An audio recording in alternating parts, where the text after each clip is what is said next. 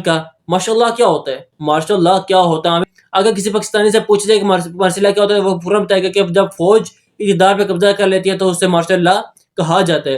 یعنی فوج جب قبضہ کر لیتی ہے تو ماشاء اللہ کہا جاتا ہے. اگر کسی امریکی سے پوچھا جائے کہ ماشاء اللہ کیا ہوتا ہے، وہ آپ کو بتائے گا کہ جب خانہ جنگی یا امن و امان کی صورت حال خراب ہو جائے اور ریاست یا شہر کا انتظام مخصوص مدت کے لیے فوج کے سپرد کیے جائے، یعنی ملک کے حالات اگر خراب ہوں تو مخصوص ٹائم کے لیے فوج کے یا لا انفورسمنٹ کے حوالے ملک کو کیا جائے، تو وقتی بندوبست کو ماشاء اللہ کہتا ہوں. اور جو ہمارے ڈکٹیٹرز ہیں یہ ماضی میں ایسا ہی لہجہ کرتے ہیں، جب ہم وقتی طور پہ چیزوں کو ٹھیک کریں گے اس کے بعد جناب کے 10 سال کے جناب پاکستان میں 4 مرتبہ فوج اقتدار پہ قبضہ براہ راست قبضہ کر چکی ہے، اور 4 فوجی ڈکٹیٹرز مجموعی طور پہ 33 سال پاکستان پر حملہ حکومت کر چکی ہیں. امریکہ میں اب تک 68 دفعہ ماشاء اللہ نافذ ہو چکا ہے، لیکن امریکہ میں فوج سیاسی حکومت کے خلاف بغاوت کر کے اقتدار میں نہیں آتی، بلکہ سیاسی حکومت ریاست کا گورنر یا امریکہ کا صدر ایمرجنسی میں فوج کو خرابی ختم کرنے کے لیے، خرابی کو ٹھیک کرنے کے لیے حکم دیتا ہے اور فوج خرابی ختم کر کے واپس چلی جاتی ہے.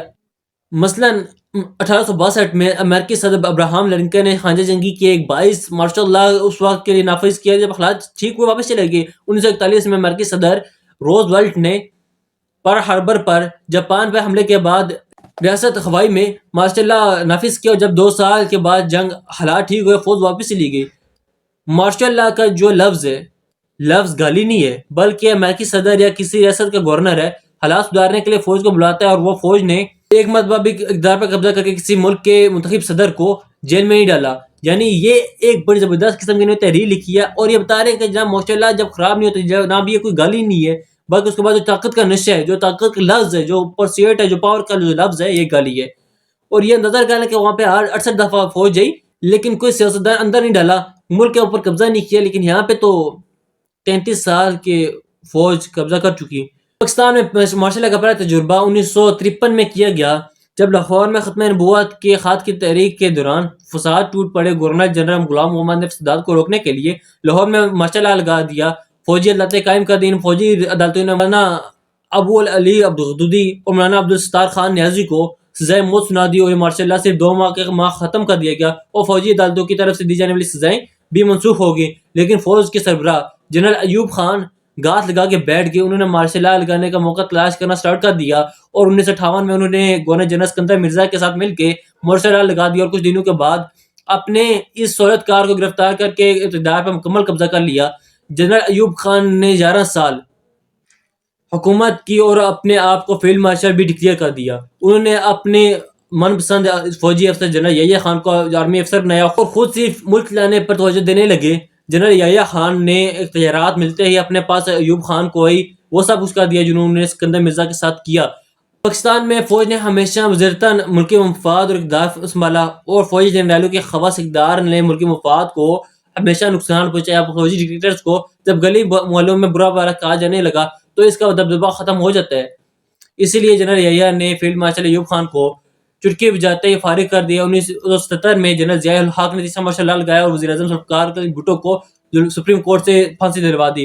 نتیجہ 1999 میں وزیر اعظم نواز شریف نے آرمی چیف جناب جنرل پرویز مشرف کو ان کے عہدے سے اٹھایا اور جنرل ضیاء الدین بٹ کو آرمی چیف بنایا، تو فوجی جنرلوں نے بغاوت کر دی اور نواز شریف کو وزیر اعظم ہاؤس میں گھس کے گرفتار کر لیا. نواز شریف پر آرمی چیف کا طیارہ ہائی جیک کرنے کا الزام لگا، لیکن کچھ عرصے کے بعد انہیں پھر غیر ملکی دوستوں کی مداخلت سے ملک سے نکالا گیا، سعودی عرب بھجوا دیا گیا. لیکن پوری انہوں نے باقاعدہ ایک لسٹنگ کی ہوئی ہے کہ جس طریقے سے مارشل لا لگے اور چیزیں لگی. پھر حامد میر صاحب 2018 پہ آتے ہیں جب عمران خان صاحب کی حکومت تھی. 2018 کے الیکشن کے بعد عمران خان کو وزیر اعظم تو بنا دیا گیا، لیکن عدلیہ اور میڈیا کی آوازوں کو سرو کر دیا گیا. پارلیمنٹ میں قانون سازی بھی فوجی افسران کی نگرانی میں ہوتی تھی، اور میڈیا کو کنٹرول کرنے کے لیے بھی اتنے قانون کے مسودے بھی ISI کی جنرل فیض حمید کی طرف سے کابینہ کو پہنچائے جاتے تھے.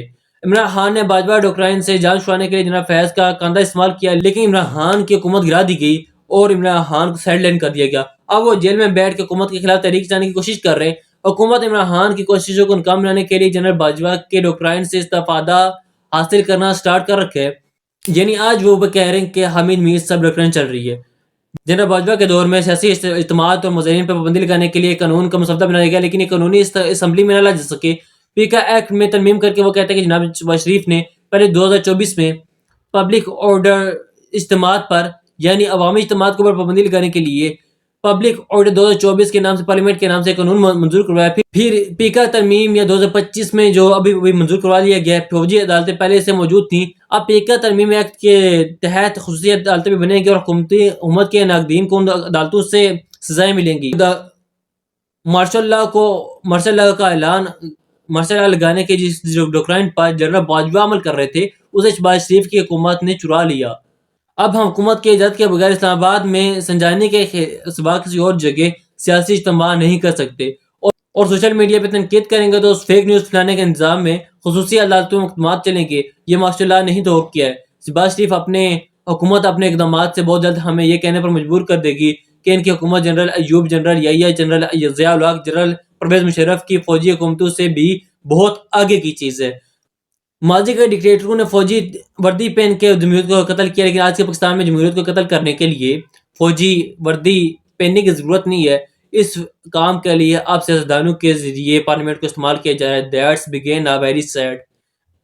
خیر رکھیے گا، اپڈیٹ کریں گے. اللہ حافظ.